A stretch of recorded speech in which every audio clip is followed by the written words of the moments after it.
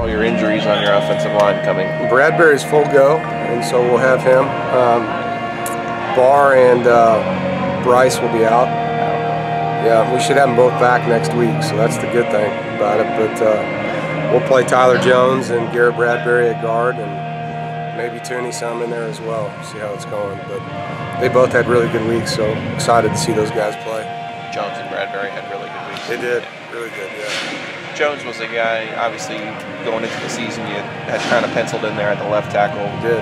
How did he kind of handle? He was disappointed. I mean, like anybody would be. And, you know, like I told him, it's,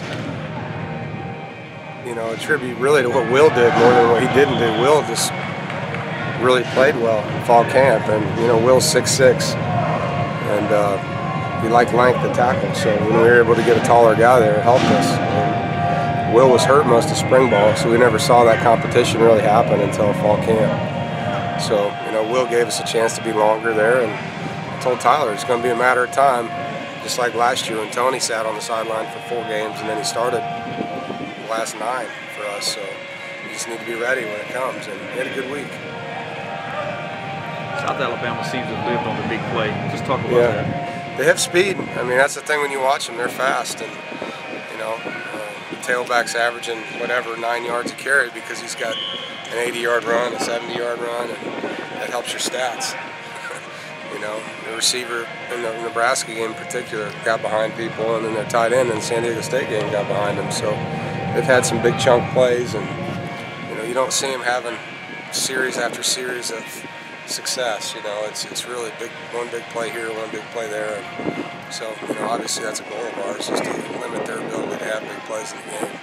Last year, when you're tested out of the gate by Georgia Southern, you don't have to explain to your players that these games can be tricky. That's right. Maybe this year, after 3 relatively smooth wins, do you have to still explain to them that this could be a trick this week against a team with some talent? I mean, looking at their roster, they have a lot of transfers, not just from UAB, but all over the place. 8 UAB kids and 4 junior college guys just in this year alone.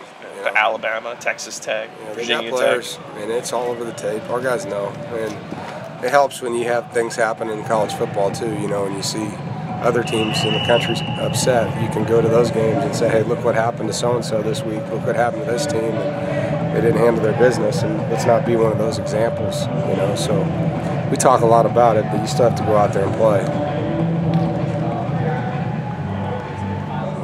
Are you excited for some quality time in Mobile? I like Mobile, actually. I've been there before. We played in the GoDaddy Bowl, and it was a great town. The people were really into the environment. I mean, they support football there, and even if it's not their fans, they'll have people in the stands.